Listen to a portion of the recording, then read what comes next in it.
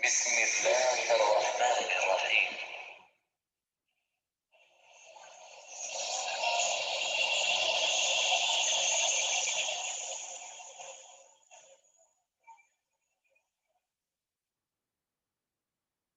Assalamualaikum warahmatullahi wabarakatuh.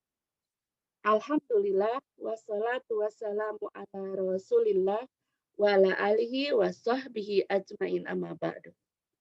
Segala puji bagi Allah Ta'ala yang senantiasa melimpahkan rahmat dan karunia kepada kita semua. Apa kabar anak-anakku semua? Alhamdulillah. Semoga kalian sehat selalu dan tetap bersemangat ya mengikuti belajar jarak jauh ini. Insya Allah, anak Umu Yusuf pada kesempatan kali ini akan melanjutkan materi bahasa Indonesia, melanjutkan pertemuan kemarin. Masih ingat pertemuan kemarin tentang apa? Baik, yaitu tentang berkomunikasi secara efektif dan santun melalui surat. Kemarin kita bahas tentang jenis surat dan ciri-ciri surat. Pembelajaran kali ini bertujuan diharapkan peserta didik mampu menulis surat, baik surat pribadi ataupun surat dinas untuk kepentingan resmi dengan memperhatikan struktur teks, kebahasaan, dan isi. Baik, sebelum ke materi, Umu akan tunjukkan sebuah gambar. Nah, di sini ada gambar bapak-bapak yang menggunakan sepeda ontel. Mereka adalah petugas pos pada zaman dahulu. Karena alat transportasi masih menggunakan sepeda ontel, belum secanggih sekarang ya. Sekarang semakin alat transportasi semakin maju sehingga petugasnya menggunakan sepeda motor. Nah, apakah kalian pernah melihat petugas yang berseragam oranye ini? Tentu ya, sekarang masih ada petugas pos itu namanya. Dulu media komunikasi itu melalui surat. Jadi surat ini biasanya pada umumnya dibutuhkan perangko dan amplop ya, amplop sebagai alat ganti bayar jasa pengiriman. Semakin jauh tujuan pengiriman surat, maka nilai yang tercantum di perangko harus semakin besar juga. Nah, untuk sekarang media melalui surat ini sangat menurun ya, jarang, dan tergantikan oleh alat komunikasi yang lain. Sebelum tahun 2000 itu sudah ada HP. Media komunikasinya menggunakan HP, hanya pesan singkat yaitu berupa SMS, belum masih berupa tulisan hitam putih itu di pesan singkat tersebut. Belum ada pesan gambar, foto, masih sedikit ya pada zamannya. Kemudian setelah tahun 2000, apalagi sekarang, alat komunikasi semakin canggih. Media komunikasi semakin canggih, HP, Android. Jadi informasi yang sampai menjadi lebih cepat, semua terbantu dengan alat komunikasi ini, HP Android ini. Meski demikian, meski menggunakan HP yang canggih, tetap ketika kita membuat surat resmi harus memperhatikan struktur teks, kebahasaan, dan isi. Nah, baik yang formal maupun yang tidak formal. Nah, berikut Umu akan membahas tentang unsur-unsur dan kebahasaan surat pribadi dan surat dinas atau resmi.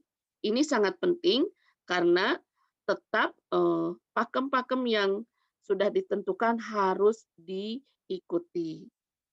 Contoh ini surat pribadi, ya masih ingat ciri-ciri surat pribadi? Surat pribadi bahasa yang digunakan tidak formal. Kemudian format surat bebas, tidak memiliki pakem-pakem tertentu. Di sini ada contoh surat pribadi. Nah, unsur-unsurnya apa saja? Di sini yang pertama adalah tanggal surat. Tanggal surat dicantumkan nama kota 9 Desember 2007. Ini tanggal surat. Kemudian unsur yang kedua adalah tujuan. Surat ini untuk siapa? Nah, di sini adalah untuk ibunda di Medan, untuk orang tua ya. Dan unsur yang ketiga adalah isi surat. Di dalam surat pribadi tetap bahasa yang digunakan tidak terlalu formal, tidak harus sesuai ejaan yang benar, tidak harus kata yang baku. Kemudian yang format surat pun bebas, tidak memiliki pakem tertentu.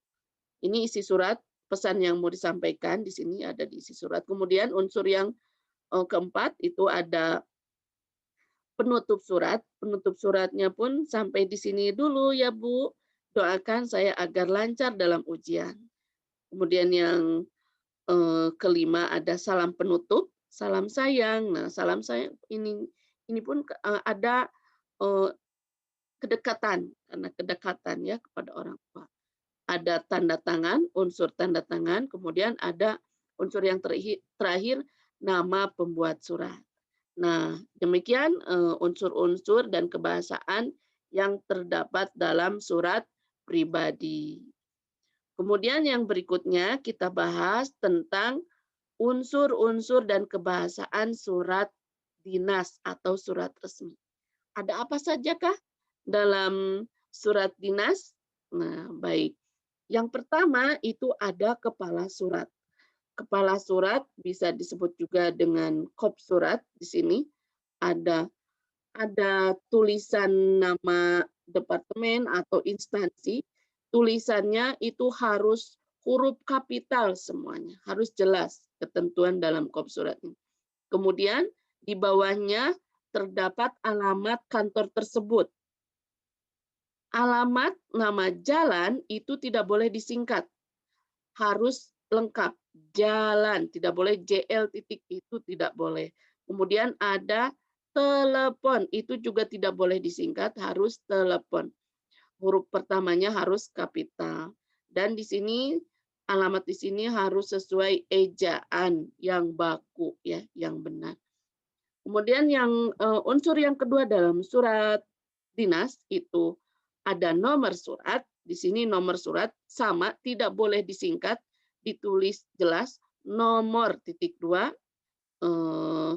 2191 garis miring G garis miring TU garis miring 2018. Nah, di sini tidak boleh diakhiri dengan titik.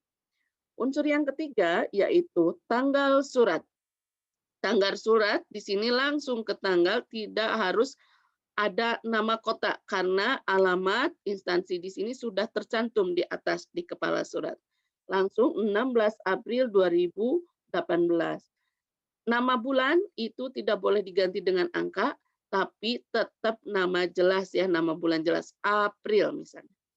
Kemudian yang keempat adalah unsur yang keempat adalah lampiran.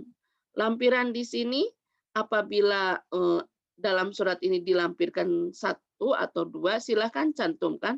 Apabila tidak ada, tidak harus dicantumkan. Kemudian yang kelima, unsur yang kelima adalah hal. Jadi apa yang akan disampaikan di sini tentang inti surat ini, pesannya tentang apa. Ini hal sama, tidak boleh diakhiri dengan titik di sininya. Kemudian unsur yang keenam. Unsur yang keenam adalah alamat surat. Alamat surat kalau ditujukan kepada seseorang, nama seseorang, itu ada tulisan YTH, itu artinya yang terhormat. Yang terhormat disingkat dengan YTH. Y-nya kapital, titik. Kemudian nama jelas, pangkat dan jabatan harus dicantumkan. Yang ketujuh, unsur yang ketujuh dalam surat dinas yaitu salam pembuka. Salam pembuka secara bahasa ya, ini menggunakan kata dengan hormat. D-nya kapital, H-nya tidak harus kapital, kecil, diakhiri dengan tanda koma. Kemudian yang ke-8 ada unsur yang ke-8 paragraf pembuka. Di sini membuka ya. kami beritahukan kepada saudara bahwa Badan Pengembangan dan Pembinaan Bahasa dan seterusnya di sini ini adalah paragraf pembuka. Yang berikutnya yang ke-9 adalah unsur paragraf isi. Paragraf isi di sini hal yang akan disampaikan tentang apa, hari, tanggal, pukul, dan tempat itu di paragraf isi, ya intinya. Kemudian yang ke-10 ada unsur paragraf penutup. Di sini ada paragraf terakhir ya, penutup. Ini adalah sebuah harapan atau permohonan ya. Kemudian yang ke-11 ada unsur salam penutup. Di sini salam penutupnya di bawah. Atas perhatian dan kesediaan saudara, kami ucapkan terima kasih. Kemudian yang terakhir, unsur yang terakhir adalah pengirim surat. Pengirim suratnya harus jelas di sini dari siapa, apakah dari kepala instansi yang mengirim surat tersebut. Nah, begitu. Itu adalah unsur-unsur dan kebahasaan surat dinas atau resmi. Bagaimana anak-anakku sekalian bisa dipahami dan bisa mempraktekkan membuat surat resmi? Mudah bukan? Kalau kita sudah mengetahui dan mempelajarinya.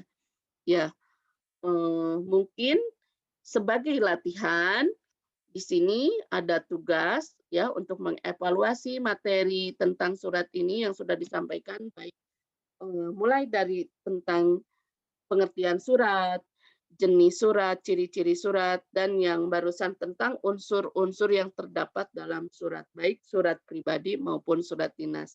Tugasnya adalah yang pertama, di sini Umu cantumkan sebuah contoh surat pribadi. Bacalah surat pribadi berikut dengan seksama. Lalu tulislah balasan untuk surat tersebut. Nah, untuk surat ini ya. Kemudian ini surat ini akan dicantumkan kembali dalam Google Form kehadiran. Kalian bisa diisi langsung di Google Form tersebut balasan suratnya. Atau kalian bisa menulis di buku tulis jawabannya dan dikirimkan ke guru masing-masing ya, guru pengajar masing-masing berupa foto. Ketika nulisnya di buku catatan, balasannya silahkan ditulis di buku dan dikirimkan melalui foto. Apabila tidak bisa membuka link Google Form ya. Mungkin sekian dari Umu, semoga kalian diberikan kemudahan dalam melaksanakan tugasnya. Jazakumullahu khairan kasiran. Subhanakallahumma wa bihamdika asyhadu an la ilaha illa anta astaghfiruka wa atubu ilaih. Wassalamualaikum warahmatullahi wabarakatuh.